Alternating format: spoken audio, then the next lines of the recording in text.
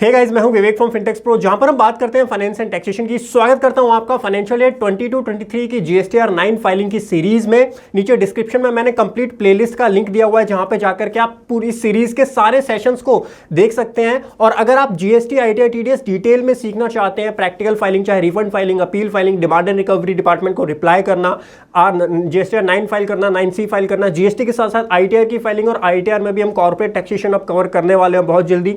TDS की सारी return जो कि अपडेटेड हुई हैं अभी। अगर आप ये कॉम्प्रिहेंसिव मेथड में सीखना चाहते हैं, या फिर अगर आप एक चार्टर्ड अकाउंटेंट अपने स्टाफ को सिखाना चाहते हैं, तो डेफिनेटली कंसीडर कर सकते हैं फिनटेक्स प्रो का practical course in GST, ITR and TDS. उसका लिंक आपको नीचे डिस्क्रिप्शन में मिल जाएगा। चलिए कंटिन्यू करते हैं अपनी सीरीज को। Yes guys, table number 8 one of the important table होती है, और इसके अंदर आपको रिकंसिलेशन करना होता है। टेबल 8 ऑफ जीएसटीआर 9 की हम बात कर रहे हैं, जहां रिकंसिलेशन करना होता है 2A का 3B से। बट इस रिकंसिलेशन को करने से पहले एक छोटी सी दिक्कत, छोटी सी परेशानी जो कि आपको जरूर समझ लेनी चाहिए, सो दैट आप रिकंसिलेशन अच्छे से कर पाएं और कंफ्यूज ना हो जाएं। सबसे पहली चीज, अगर 8A की बात करें, इसको ध्यान से पढ़िएगा। आईटीसी एज पर GSTR 2A table number 3 and table number 5 thereof. दिक्कत यहां पर यह आती है कि जीएसटीआर 2A की टेबल नंबर 3 आप देखेंगे तो वहां तो आपका जितना भी इनपुट है वो आ जाता है, वहां कोई दिक्कत नहीं है। बट टेबल नंबर 5 की जो हम बात कर रहे हैं, टेबल 5 के अंदर जो परचेज रिटर्न होती है आपकी, उसका रिवर्सल आता है। टेबल 5 में जो परचेज रिटर्न का रिवर्सल है वो आपका आता है। यानी जो वैल्यू आपको दिख रही है 1,52,669, 576,777.39, 576,777.39, ये वैल्यू परचेज रिटर्न एडजस्ट होने के बाद में आई है। यस सर, सिंपल है। लेकिन पॉइंट नंबर बी आप देखेंगे, ITC sum total of 6B and 6H। चलिए 6B और 6H आपको दिखा देता हूं।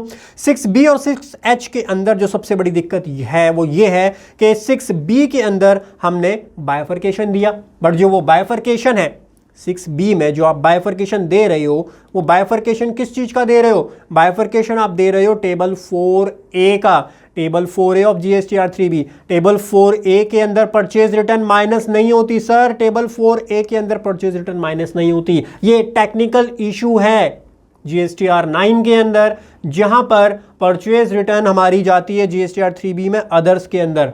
अब या तो इनको अपनी जीएसटीआर 3B इस तरीके से अमेंड करनी चाहिए या चेंज करनी चाहिए कि जो परचेज रिटर्न के रिस्पेक्ट में एडजस्टमेंट हो रही है आपके 2A में या 2B में, वो आपकी यहीं पर एडजस्ट हो जाए ऑल अदर आईटीसी के अंदर। लेकिन ऐसा नहीं होता है, वो अदर्स के अंदर रिवर्स होती है, और अदर्स के अंदर रिवर्सल होने की वजह से जीएसटीआर 9 में दिक्कत आती है। लेकिन आपको ये खाली 22-23 के अंदर ये दिक्कत देखने के लिए मिलेगी। 23-24 से ये दिक्कत ठीक होने वाली है। क्यों? बिकॉज 23-24 के अंदर जीएसटीआर 3B को ठीक कर दिया गया है। जो आपके क्रेडिट नोट हैं, मतलब क्रेडिट नोट जो आपके होंगे, वो आपके अब एडजस्ट होंगे ऑल अदर आईटीसी के अंदर ही आपको वो एडजस्ट करने पड़ेंगे, जिससे आपकी जो दिक्कत है वो दिक्कत ठीक हो जाएगी। अभी क्या होता है, जो परचेज के रिस्पेक्ट में, मान लो आपने कोई परचेज किया, परचेज आपने रिटर्न कर दी, तो काउंटर पार्टी उसका क्रेडिट नोट जब डालती है तो वो आपका अदर के अंदर चला जाता है। अब अदर के अंदर जाने से दिक्कत ये होती है कि वो टेबल 6 के अंदर कैप्चर नहीं हो पाता, टेबल 6 उसको एडजस्ट नहीं कर पाता। और टेबल 6 में जब वो एडजस्ट नहीं हो रहा, तो यहाँ पे अगर जब आप टेबल 8 में उसका रिको करने के लिए बैठोगे तो दिक्कत आ जाएगी। बिकॉज ये जो फिगर है, ये वाली फिगर, इसके अंदर purchase return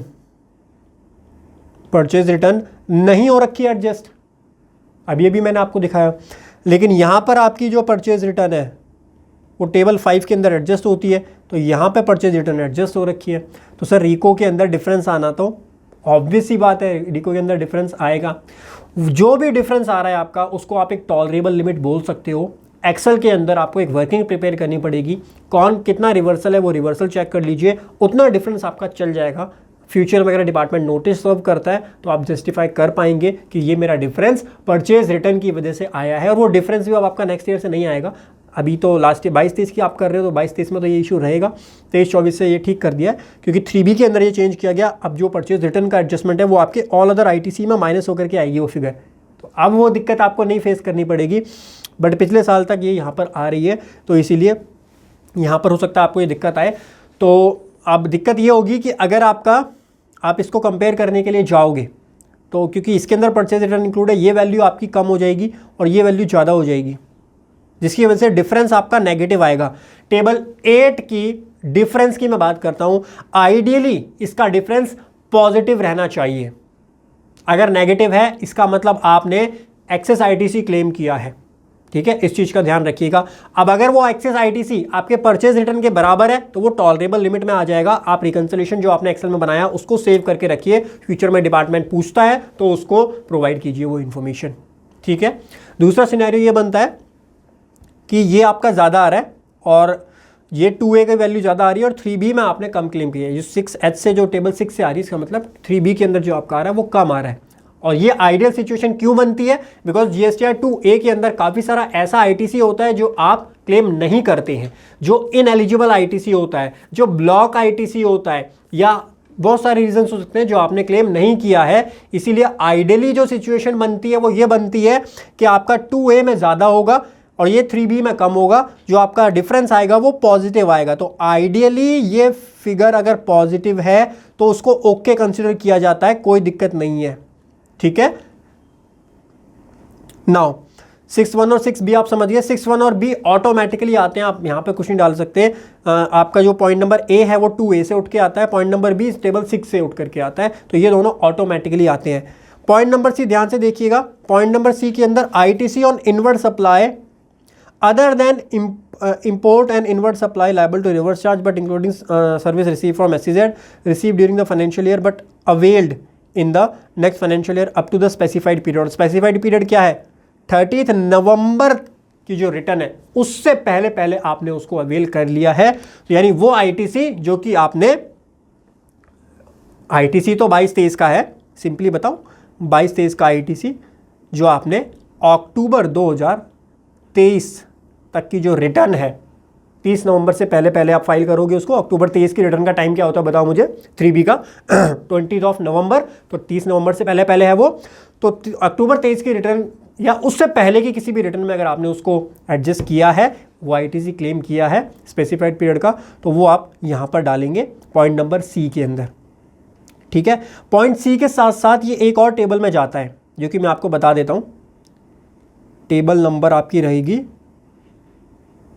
13, ITC avail for previous financial year. Previous financial year का आईटीसी जो आपने अवेल किया है वो आप अप टू स्पेसिफाइड पीरियड तक, तो स्पेसिफाइड पीरियड तक आपने किया, टेबल नंबर 13 के अंदर भी आपको वो फिगर मेंशन करनी पड़ेगी। यानी table 8C, table number 8C में जो आप डालोगे वो आप यहाँ पर भी टेबल नंबर 13 में डालोगे, ठीक है। आ जाओ 8C पे आ जाओ दोबारा। इसकी कॉरेस्पॉन्डिंग रिपोर्टिंग कहाँ करनी होती है आपको? टेबल नंबर 13 में, राइट। चलिए सर, वैसे टेबल 13 ऑप्शनल होती है, मैं पहले क्लैरिफाई कर देता हूँ, बट फिर भी इन्फॉर्मेशन अवेलेबल है तो आप डाल सकते हो वहाँ पे, कोई दिक्कत नहीं है। उसके बाद में आपका डिफरेंस आ जाएगा। नाउ जो डिफरेंस आ रहा है, अगर वो डिफरेंस आपका पॉजिटिव है तो आइडियली आपका पॉजिटिव ही रहता है, और पॉजिटिव डिफरेंस को आप ई और एफ में से किसी में भी डाल सकते हो। ई होता है ITC available but not availed, मतलब अवेलेबल था बट आप उसको अवेल नहीं करना चाह रहे हो, तो सेफ केस ये रहता है आप उसको यहाँ पर डाल दो कि आपने उसको अवेल नहीं किया, इसके अंदर डालोगे तो आपको वो पूरी फिगर मैच हो जाएगी, जो भी डिफरेंस बचा वो आपने अवेल नहीं किया। या फिर अगर वो हो सकता है इनएलिजिबल आईटीसी हो, तो इनएलिजिबल आईटीसी है तो चेक कर लीजिए, जो टेबल 7 में डाला होगा आपने इनएलिजिबल आईटीसी, तो टेबल 7 से फिगर उठा के आप यहाँ पर मेंशन कर दीजिए कितना आपका इनएलिजिबल आईटीसी। वैसे इनएलिजिबल आईटीसी जो भी है वो आप यहाँ पर मेंशन कर सकते हो। तो 2699.72 और जो भी फिगर आ रही है 677.39, 677.39, ये मैं फाइल करके भी दिखाऊंगा। अभी तो मैं आपको अंडरस्टैंडिंग के लिए क्लॉज वाइज पहले टेबल समझा रहा हूँ, पूरी फाइलिंग में आपको लास्ट वाले सेशन में दूंगा जहां पे मैं पूरा फाइल करके आपको दिखाऊंगा, ठीक है। उसके बाद में ITC paid on import of goods including supply from SEZ, वो आपका यहां से आ जाएगा। ITC credit available on import of good table 6E से आता है, टेबल 6 से ये फिगर आती है। आपका डिफरेंस हो जाता है G-H में। ITC available but not avail on import of good, वो यहाँ पर आ जाएगा। टोटल आईटीसी लैप्स कितना हुआ वो आपका यहाँ पर आ जाएगा। तो यहाँ पर जैसे ही मैं डालूंगा फिगर वो मेरा लैप्स के अंदर चली जाएगी, वो आईटीसी मेरा लैप्स हो जाएगा, ठीक है। आईटीसी लैप्स होना कोई दिक्कत वाली बात नहीं है। आप लैप्स मतलब आपने कम क्लेम किया तो उसमें तो किसी को, गवर्नमेंट को कोई दिक्कत होने वाली नहीं है। इसीलिए बोला जाता है आइडियली अगर ये पॉजिटिव आ रहा है ना आपका डिफरेंस, तो पॉजिटिव में कोई दिक्कत वाली बात आपकी नहीं होती है, ठीक है। इस चीज़ का ध्यान रखिएगा। और जो परचेज रिटर्न वाला पॉइंट है, हाँ उसको ज़रूर कंसिडर कीजिएगा। अगर परचेज रिटर्न की वजह से आपका कोई नेगेटिव फिगर आ रही है तो उसमें आपको कुछ पे करने की ज़रूरत नहीं है। हाँ, एक रिकन्सिलेशन प्रिपेयर कर लीजिए अलग से, वो सारे इन्वॉइसेस की डिटेल बना लीजिए जिसकी जो परचेज रिटर्न में आ रहे हैं, जिसकी वजह से आपका ये डिफरेंस आ रहा है। और 22-23 तक की आपको जरूरत पड़ेगी, 23-24 से ये चीज़ भी आपकी ठीक होने वाली है, बिकॉज 3B के अंदर ये चेंज कर दिया गया है। मैंने इससे रिलेटेड 3B से रिलेटेड एक वीडियो अलग से डिटेल में बनाई हुई है जो कि फिनटेक्स प्रो यूट्यूब चैनल पे आपको मिल जाएगी। ओके सर, तो टेबल नंबर 8 आपकी यहाँ पर हो चुकी है।